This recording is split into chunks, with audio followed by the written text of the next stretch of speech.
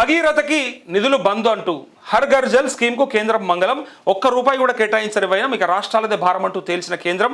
లక్ష్యం చేరకముందే చేతులెత్తేసిన మోదీ సర్కారు. దేశంలో 64% గృహాలకే నల్లా కనెక్షన్లు. కేసీఆర్ హయాంలో 100% సాధించిన తెలంగాణ అంటూ మిషన్ భగీరథ స్ఫూర్తితో తెలంగాణ వ్యాప్తంగా అమలు చేస్తామంటూ మోదీ సర్కార్ చేపట్టిన హర్ ఘర్ జల్ కు నిధులు ఆగిపోయాయి.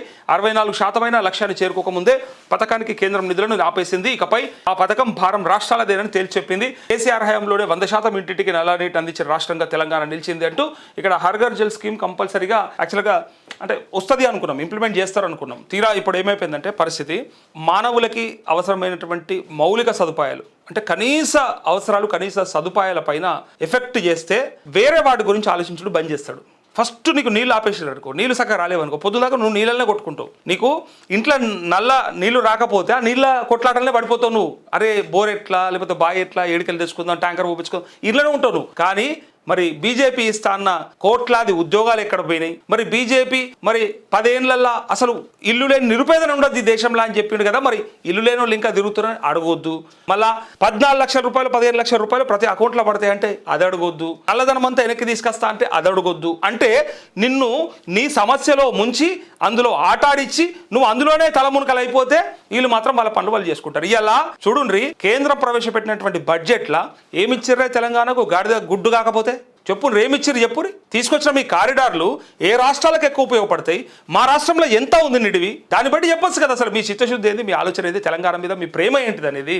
ఇట్లా మనల్ని వేరే వేరే సమస్యలలో ముంచితే ఇక వేరేటి అడగవు. ఇవాళ చూడుండ్రి, ఇక్కడ కూడా యూరియా కొరత యాక్చువల్గా బీజేపీ సమకూర్చాలి, మనకి కేంద్ర ప్రభుత్వం సమకూర్చాలి యూరియా, కానీ రాష్ట్ర ప్రభుత్వం కూడా ప్రొక్యూర్మెంట్ చేసుకోవాలి. వీళ్ళకు శాత కాదే, వాళ్ళు ఇయ్యరాదే, కథం ఇద్దరు కలిసి ఏం చేశారు తెలుసా?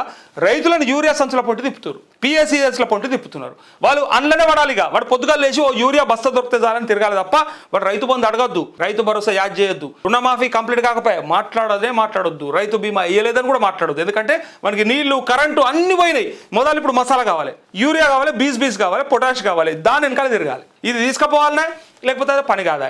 మొత్తానికి వనరుల ముంచి మిగతా అన్ని కూడా కథం పట్టించేసారు. ఎక్కడికెంచి మౌలిక సదుపాయాల పైన కనుక దెబ్బ కొడితే సామాన్యులు, అరే సినిమాలు ఉంది కదా, లీడర్ సినిమాలో ఉంది కదా, మీకు యాదకుండాలి, గొల్లపూడి మారుతీరావు అనుకుంటా, ఆయన చెప్తాడు ఆ సినిమాలో ఫ్రీ రైస్ అని పెడితే అప్పుడు ఉరికొస్తారు. ఎప్పుడు ఫస్ట్ బిర్యానీ పెట్టాలి, తర్వాత బిర్యానీలోకి వెళ్ళి ముక్కలు గుంజేసుకోవాలి, ఆ ముక్కలు గుంజేసుకున్నాక వారికి చారు పోసుకుంటాడు చేయాలి, తర్వాత అన్నమే గుంజేసుకోవాలి, చివరికి మనం ఫ్రీ రైస్ అంటే వాడు కోళ్ళ లెక్క రావాలి బుక్కడానికి.